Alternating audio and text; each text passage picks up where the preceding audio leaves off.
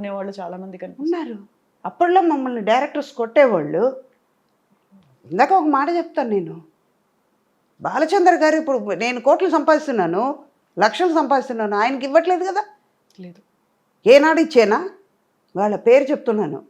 వాళ్ళ దగ్గర మేము వాళ్ళు ఎలా ఉండాలని నేర్చుకున్నాం కానీ, వాళ్ళు చెయ్యి మీద వేసేసి వాళ్ళతో బయటకు తిరిగేటప్పుడు బాగానే ఉంది. మిగతాదన్నీ చేసేటప్పటికి అసహ్యం ఉంది అని వాళ్ళ మీద ఎందుకు రివర్స్ అవుతారు?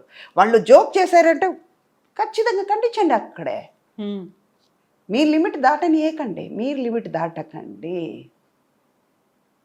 మీ కంఫర్టబిలిటీ ఏంటో నేను ఉంటాను అంటారు. అమ్మ మిమ్మల్ని కళ్ళు చూసి నేను మాట్లాడతాను. అలాగే ఇప్పుడు మీరు మైక్ పెట్టుకున్నారు, మొబైల్ పెట్టుకున్నారు, వాచ్ కట్టుకున్నారు, ఒక గాజులు వేసుకున్నారంటే నా కళ్ళు అలా తిరుగుతుంది. బాగానే ఉంది కదా అని తిరుగుతుంది. నేను డ్రాయర్ ఇంతే వేసుకుని తిరుగుతాను, వాడు చూసాడని అంటే వాడు తప్ప నీ తప్ప అది. నేను చించపరిచట్లా.